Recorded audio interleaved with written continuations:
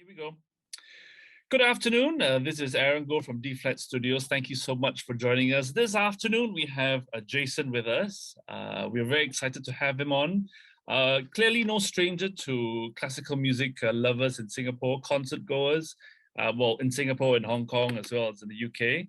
Well, Jason Lai is the principal conductor of the Yong Siew Tuk Conservatory and former associate conductor of our SSO in Singapore and the Hong Kong Sinfonietta. Well, he's frequently appeared on BBC as a judge in both the BBC Young Musician of the Year competition and the classical talent show Classical Star. Well, he's a cellist, and his appointment as assistant conductor to the BBC Philharmonic, with whom he made his BBC Proms debut in 2003. So we're so excited to have him for a chat this afternoon. I'm very pleased that he just finished a masterclass with 3 of our students at D Flat Studios. So welcome, Jason. Thank you so much for your time. Hey, Aaron. Great to be here with you. Thanks for inviting me to do this chat and the masterclass. Yes, it's so important. I mean, for us as educators to have, external people like yourself conduct masterclasses, teachers, professors to share more with our students. Why do you think this is important? I think just to get another view on something. You know how when you've been preparing something for so long, you're so invested in it. Sometimes you can't see beyond what you've been taught, or your mind maybe somehow comes desensitized to the actual sound you're making or the phrasing. So it's good to have an external, a second, a third, fourth opinion on this. And so I think masterclasses are important ways of just to get yourself exploring and being curious again about the music that you've been playing maybe for so long and preparing week in, week out. It's a good way to reflect on something. And also, I always find that the masterclasses that I've seen or been involved in, the teacher can really bring a fresh perspective to the music itself, a historical context, or just inviting your sense of color, your sense of drama, of dynamism, of tone, and just to kind of inject a freshness and a new understanding of something. So all the best masterclasses I've seen do that. And so it's been great to help your students or the students of your studio to do that as well. Well, yes, I think they benefit tremendously from all the masterclasses we conduct, because it certainly brings, I mean, we're piano teachers, we're vocal teachers, instrument teachers, but it's nice to have conductors like yourself, and also other ensemble players to bring in that perspective, that fresh perspectives of other points of music making. Yeah, because I think conductors can be generalists in a way, because we don't necessarily know how to play all the instruments, but I am a pianist myself. But it's also, it's an idea of the overview of something. Again, sometimes it's not just about the fingering technique. It's not about pedaling. It's about the bigger picture of the shape or the feeling, or having an adjective for a section. So how do you feel about this section? And, oh, I feel excited, but then I don't hear the excitement in your playing. So what's holding you back? So I think in that way, it can be really, really valuable to provide that kind of overview of something, as well as try and go into the details as much as I can. Thank you so much, Jason, for your time. Well, the topic that we're discussing today, of course, leverages on your 2 parts of your life, right? One as a conductor and the second as a life coach. Yes. So the topic that we've come up with today is communication as an art form. And we're talking to Jason today about his life as a conductor versus, or together with his life as his work as a life coach. So Jason, could you please share with us about your work as a musician and as a life coach? Yeah, so as a musician, I'm a conductor at the Yong Siew Tuk Conservatory, and I'm also a guest conductor in various orchestras in other countries when flights allow. Yeah. And I also invested in Singapore. I've been here 11 years now, and it's just really marvelous to see how the musical landscape has developed. And I've tried to help out in various ways, with the Ministry of Education on this kind of thing, with SNYO, and of course at YST with Kids Philharmonic, organizations like that. And so I think it's very rewarding for me to see this growth of talent. And being a musician for me is something I've always wanted to be since the age of 10, since I started playing music. So I never dreamed that I would actually be a musician and get paid for it, earn a living from it. So it's been really wonderful. As a life coach, I mean, life coach is a very strange title, and people tend to scoff at it, thinking, you're trying to tell people how to live their life. It's not that. I would call it a development coach, if anything, and it's about developing the self. And I always feel as a musician, you constantly developing, you're constantly evolving, you're constantly learning to deepen your technique, your understanding of a composer, of a piece of music that maybe you play 2 years ago, and then you revisit it, and it can have you can have a fresh new outlook on it. So I think for me, the two are very, very closely connected in the way that they're all about self-development. And as a musician, you never stand still. And as a person, you never stand still. We're different from even when we first started the interview. We're different now.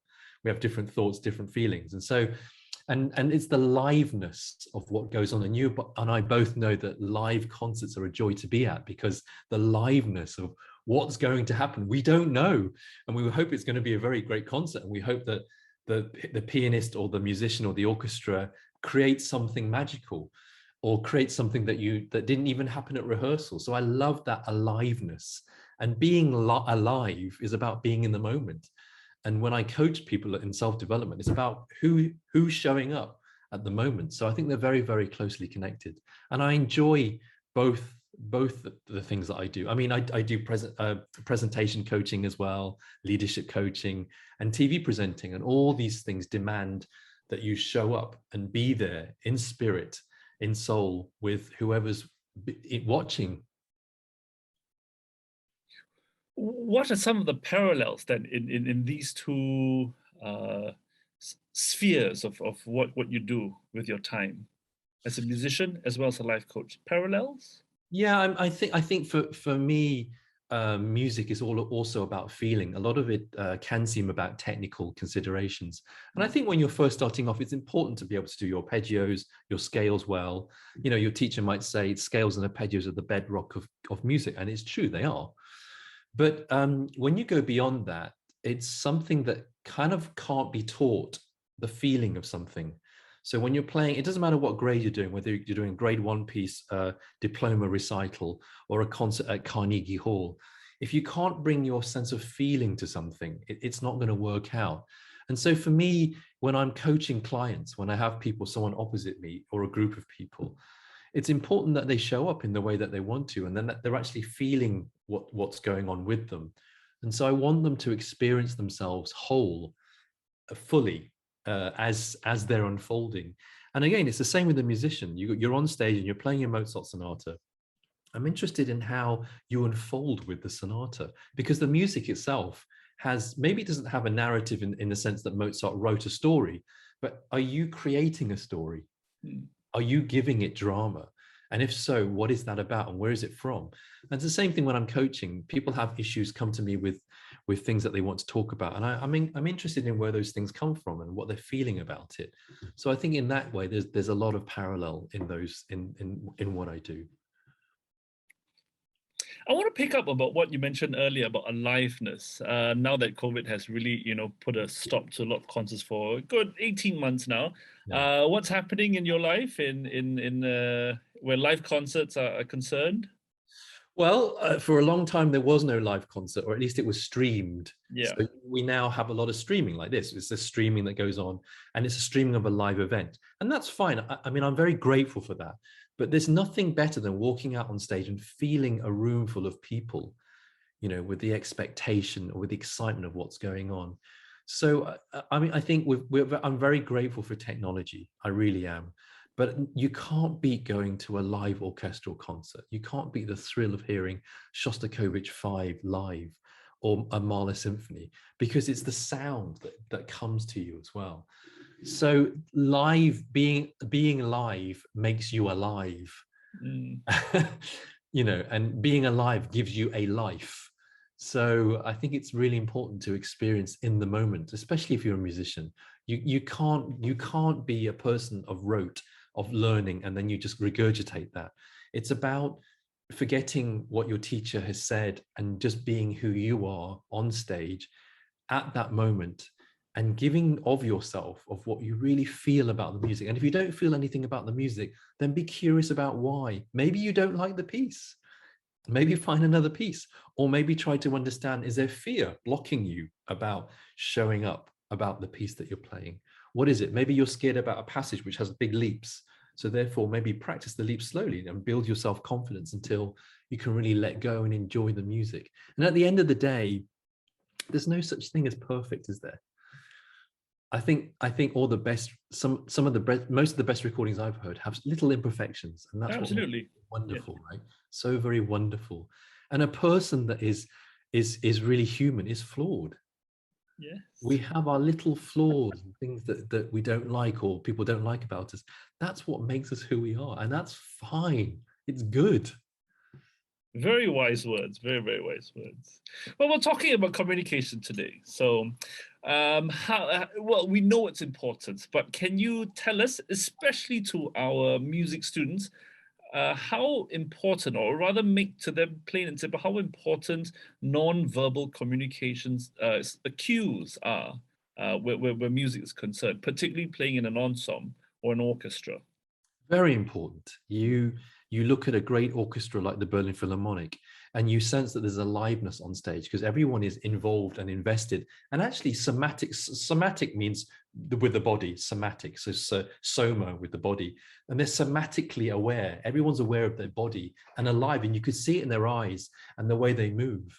And then you look at an orchestra that's just dead on stage physically. They're just so still and just not moving and not feeling the music. You can really visually, it affects us. So I think body cues are very important. And as a conductor, especially being with your body, and because gesture is the only thing that the orchestra sees. So you really have to learn to communicate what you want from the music.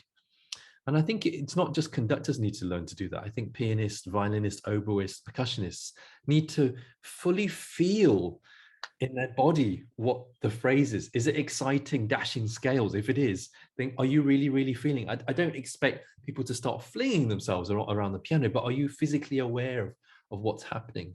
And even when you meet someone and you go, hello, pleased to meet you, and you're very deadpan, or hello, pleased to meet you. There's a big difference in how people receive that and perceive that. And you can really change the way people hear the music on stage. I'm not saying don't be you, to try to be someone else and try to be like a rock star and start leaping around. I'm just saying be aware of who you are. And most people shut themselves down and are very still because they're afraid. They're afraid of what people think of them. Whereas in fact, if you give yourself some freedom to express yourself in the way that you want, you'll feel better about yourself and you'll feel better about the music. So non-verbal cues and they're happening all the time. They're happening now between you and me, non-verbal cues. If I saw in your eyes suddenly boredom, I would probably stop what I'm saying and move to a different topic. So I'm learning to pick up what I'm seeing as well. Yeah, it's important. Well, then perhaps a question for the teachers, because I'm sure a lot of music educators will be very interested to know. I mean, you've conducted orchestras like, let me see here, the Adelaide Symphony, the New Japan Philharmonic, Orchestra of the Swan, as well as another orchestra in Poland. And presumably they're all very different in character, very different in the way, when they first meet you and stuff. So as a conductor, how do you overcome, or are there tools and tips you can share with some teachers when they encounter such students of varied character, and some of them have a wall? What can we do to help them? Well, it's important to be yourself, not to try and be anyone else. And to be yourself, you have to understand yourself. You have to understand what triggers you, what holds you back. You may have a student who refuses to work, and then that might trigger you. It's easy to just chastise people, and I do that as well. But it's also, when I do it from a point of view of support. I know that they can do better, and I want them to support them and get them, to use the anger. So for instance, to use the energy of anger. We're doing a piece by Bartok at the moment, and actually some of it is very angry music. And if you have the students at YST just sitting back, it doesn't work. And the other day I got very heated with them, and I said, please use your energy of anger to fuel this music. And it's important that you show up in the way that you want, but you don't obviously, some students may not be able to handle that kind of immense power themselves, immense anger themselves, but it's important that you show up to be who you are, regardless of the student, because we can always kind of maybe say, oh, well, there's a student that we don't look forward to teaching, so our energy goes down. I would say try and keep your energy up throughout all the teaching that you do. And how your student responds is not really your responsibility at the end of the day. If they're not willing to practice, what can you do? You can encourage them to do half an hour a day, but at the end of the day, they have to do it. And if they're simply not interested, all I do is either let the student go, or I try to be patient with them and try to get them excited into what they're playing, try to get them thinking outside the box of what they're doing. So to be creative about how you turn students on in music, how you can get them to see or hear or play in a different way. I think that's very important. But it's important that the teacher knows who they are, remains stable, remains grounded, and encourages the student to show up in whatever way in the music. But you know, at the end of the day, you can bring a horse to water, but you can't make it drink. Yeah. So, yeah. Make the trough as attractive as possible, make the water cool and lots of ice in it. And if they still don't like it, then so be it. Yeah. Wonderful. I want to talk a little bit more about being an instrumentalist. So you play the piano, you play the cello. Are there any other instruments that you play? I compose. I used to compose as well, but no, those are the two main instruments I play. Yeah. Very nice. And how has your training as a pianist influenced your role as a conductor? Well, it's very important because sometimes I wouldn't say I'm a fantastically gifted pianist. I can play the piano. But sometimes when I have a full score and I'm working on a piece, it's really good to play bits of it on the piano so I can really hear clearly the harmony or how the instrument's put together. So I think it's a pretty important skill to be able to, and even if you can just do it finger by finger, one finger, it's important to be able to hear the music on this big score, because when you get the orchestral sound, it can be so blended that you can't pick things out. To have the clarity on the piano is very important. And I always encourage conductors to play the piano. I also encourage conductors who only play the piano to also take up a string instrument. Okay. Because the strings are the most in the orchestra, and to have that feeling of gliding across the bow is very of the string with the bow is very important. So pianists tend to just do this, right? And it's a largely percussive instrument. It's hammers hitting strings. So the beauty of it is to try and get the percussiveness into a line, a beautiful singing line. So that helps when you play a string instrument. But the piano is a very important part of what I do, not publicly, but personally. Yes.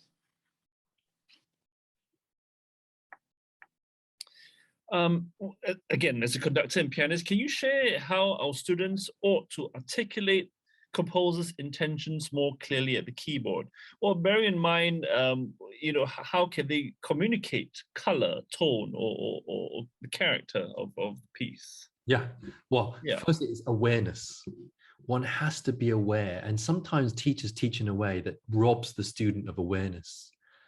They teach in a way that they just project onto their student what they feel is important.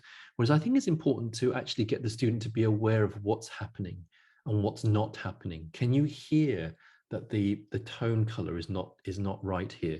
Can you hear the rhythm is out? And if they can't, get them to understand what's blocking that, because if they can't hear what's wrong, they're not going to be able to rectify it. So it's very important for the student to be aware, very aware of what's going on. Are you saying that awareness means teaching listening? Yes, but also presence, so when the teacher is teaching, for the teacher to be fully present, not worried about what they're going to have for dinner or how they're going to make that, where they're going to drive to after the lesson, but also for the student to be fully present, to be fully there and to be fully invested. And that can only happen when two people are very, very invested and present in the room. It can't happen if someone's, on their phone, or if someone's just not there. and to be really, like, it goes back to the being aliveness in the moment, to be really, really invested in the music, to be really listening, and to be very aware, and listening not just externally but internally as well. So the student may find something difficult. Can they articulate that to the teacher? I'm finding this very difficult and I need help with it, but I don't know how to solve this myself. Could you help me? And then to kind of patiently break down what's happening, because sometimes they can't get the feeling of the composer, because technically, for instance, Rachmaninoff, very wide height span, Yes. or Chopin, kind of those really delicate runs of notes that have to happen within 27 notes within one crotchet. How to create a sense of ease about those moments and improvisation quality. It takes time and practice, but also a sensitivity to what's going on as well. It's about, I think it's about getting the student to be really aware. Listening comes into it, and just being physically aware if they're feeling stiff about something. All these things will help the human being who is a student perform at their best. Wonderful. Let's take a step back and talk about the macro picture about music education in Singapore. What's your view on that? Well, I think it's, since I've been here 11 years, as I said earlier, I think it's really kind of developed a lot. I mean, YST itself has developed a lot in the vision, in the way that they want to help more with the community and not just be this very, very high achieving conservatory. I think it's important that with our talent and ability that we reach out to community. So we have a partnership with Kids Philharmonic, for example. So we just had a Simple Symphony Benjamin Britten concert with them, which was Very really nice. Yeah, so it's about investing in that. But I know that there are lots of music schools, over 100, I think, on the island. And, you know, they all seem to be busy. I think music education, culture is so important. I think there's a reliance in Singapore on there was, I think it's turning now. There was a reliance on just the academic subjects, maths, English, science. And I think culture, as we both know, feeds the soul, right? It makes us feel happy going to an art gallery or to a concert, or going to a place where kids can touch works of art, paint. I think it's really important to explore that creative side, and you can bring that creative energy to anything you're playing on the piano. This sense of, oh, I did this thing that really excited me, and I'm going to bring that excitement to this piece, which I feel is about excitement. So it's about, I always say to my students, it's not just about practicing 4, 5, 6 hours a day in the practice room. It's about going for a walk in nature sometimes. It's about, you know, having a great swim. It's about reading a great book. It's about having a great meal with friends. What is that communication, that togetherness that you can bring into your musical life? Because all these things, all these composers wrote things from their own life, right? Sometimes they were writing commissions that they had to get done for an important person, but they were still living at that point and experiencing daily life. And so they compose from their heart. And so it's important to understand that composers are human like the rest of us. So, you know, don't just listen to 7 recordings and try and copy performers. Try to bring who you are to that sonata. It's just as important as Horowitz and Lang Lang. Who are you? I want you to bring yourself to this piece. It's interesting that you should talk about composers, you know, talking about life, because one of the first concerts I attended when I first saw you when you came to Singapore was when you were conducting the SSO with the music of John Williams. Oh, yes. Do you remember that concert? I do. I love those film concerts. Yeah. That was great. And you played the SSO, one of the program was the theme to Jurassic Park. Yes. And what I recall, you gave some commentary, was that the opening notes of John Williams' Paints, was it the Brontosaurus? Yes, I forget the dinosaur, yeah, with the big neck, and it felt on the page, yeah. It felt like intervals. Yeah. It felt, if you looked on the page, you could kind of draw a head of a dinosaur. And I think so that really stuck. That was quite important. I think for many people to notice that there's such a thing as word painting, quite literally almost. Yeah. And John Williams certainly is a genius, is a master at that, at knowing how to infuse the importance of a film composer is not to rob the screen of the image and to support that, but somehow his music, it somehow shares the stage, and it's important. And I know that who's the famous director who works with Steven Spielberg, said that he couldn't do what he did without John Williams. Yeah, and I believe that to be true. Absolutely. Yeah. So yeah, I remember that concert very fondly. I remember all those, and they were full houses, and it was so great to have the aliveness of a full audience who were just loving all the music that this wonderful orchestra played. And it was such a privilege to be able to share that with people. And so yeah, that's what it's about. No, absolutely. I think all of us look forward to going back into the Esplanade again, or to any concert hall around the world, I'm sure. Yeah, absolutely. Any advice for someone wanting to pursue a career in classical music? I would say pursuing a career in music, full stop, is difficult. It's not easy. But I think you could say that about any profession, whether you're a lawyer, engineer, doctor, or running your own F&B business. It's going to be difficult. But the important thing is to understand, why have you done it in the first place? Why do you want to do this job? I knew I want to do this job because I have a love and a fascination with music that as a young person bordered on obsession. As an adult, I've become less obsessed about it, but more healthy with it. I don't need to, as a kid, you would listen to just a certain composer and you would get the scores and you would just bury your head in it.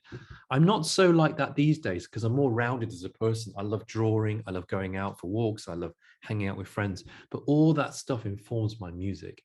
So I think it's important that you understand your passion and that it will take dedication and why you did it in the first place, because there will be days when you'll say, I don't know why I'm doing this anymore. But then remember why you did it in the first place. And when I remember why I do it in the first place, it always gives me a sense of safety and a sense of joy and wonder, because I feel so lucky that I'm working with these great works of art all the time.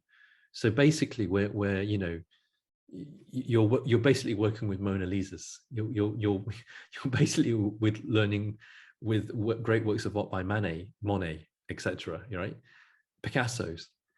Yet they're musical versions of these things, and I just find that astounding, that when I can get this document, this score, and suddenly it comes alive within my hands, but also the orchestra's hands and soul, all of us come together to make this thing come alive, and it never stops being thrilling. And for me, going to a live concert, hearing a pianist play the Liszt Piano Sonata, it is just a wonderful, thrilling experience, because it's like this music was written so long ago, yet it's still here, and it still moves us, and it still is intriguing. Great music is there for a reason, because it's great and it never dies, because it always tells us something. So I believe that. I mean, it's a shame that, in these times, it's important that we look further than these great masters, because basically classical music is inherently a Western art, classical music written by white men. And so I think it's important for us to try and explore other composers of different nationalities, of different, with female composers as well. Because, let's broaden up, let's try and open up the field a bit. And I'm trying to do that now. It's difficult because I need to acquaint myself with this repertoire. So it's learning to be more adventurous in programming as well. But there's a lot of great music, pop, rock, soul, classical out there to discover. So go ahead and discover it. Thank you. Spoken like a true developmental coach. Well, I want to thank you so much for your time, Jason. Thank you for spending the afternoon, the masterclass with our 3 students. I'm sure they took away a lot from that. And I wish you all the best with your work at Yongsu-Tong. We'll be watching out for all the concerts that you'll be holding. Any last words for our friends at D-Flat Studios? Just keep doing what you're doing. Just enjoy that sense of immediacy, of aliveness about the music. And especially with the piano, it's such a very difficult instrument to play. As it's a percussion instrument, but you have to make it sound beautiful and with lots of long lines. And so, bringing yourself to that music is really important, even when it's difficult. Try and manage what's going on, how you're feeling about the difficulty. And the main thing is to enjoy the music, really enjoy it. All right. And lastly, any concerts of yours that we can look forward to? Yes, we have a concert coming up at YST on October the 2nd. I'm just going to check that. It's October the 2nd. I think it's a kind of limited audience because we can't have big audiences, but it will be streamed live, and that you can see that through the Young Still Toe YouTube channel or the live Facebook feed. Then I'll be going to Hong Kong to do a concert with the Hong Kong Sinfonietta. That will be on the 23rd. So I'm going to do quarantine before I get that out to do the rehearsals for that. And then when we come back, there is another concert at YST, and that will be on the 5th of November. And again, I think it will definitely be live, but I don't know how big an audience, but it'll definitely be streamed as well. What will you be playing at these? What will be playing at these concerts? So the concert that's going to happen next week will be Bartok's music for strings percussion celeste, which is a wonderful 20th century classic. The angry one, right? Yes, exactly. Yeah. And we'll be doing the Fire Symphony by Haydn, which also has a little bit of anger in it. Yeah. Alan Chu will be playing a solo violin piece, and we'll also have an erhu player also doing a solo piece as well in that concert. So there's wonderful things happening. And in the November the 5th concert in YST, we'll be doing an arrangement of Death and Transfiguration by Strauss for a smaller orchestra, because we can't do the full orchestra because of restrictions on stage. Yeah. And then we'll also be doing Brahms's first piano concerto with a YST soloist. All right. He's a soloist. Well, that should be exciting. Yeah. You must have large hands, I hope. I think so. Yeah. So come if you can, or come and at least join us on streaming on the platforms. Yes, we will. Well, I want to leave you all now with this quote that I really like, which says, "Music does bring people together. It allows us to experience the same emotions. People everywhere are the same in heart and spirit. No matter what language we speak, what color we are, the form of our politics, or the expression of our love and our faith, music proves we are the same." John Denver. Well, thank you so much, Jason. And we'll be watching up for your concerts coming up in October and November, right? Yes. Thanks, Aaron. All right. See you later. See you. Thank you.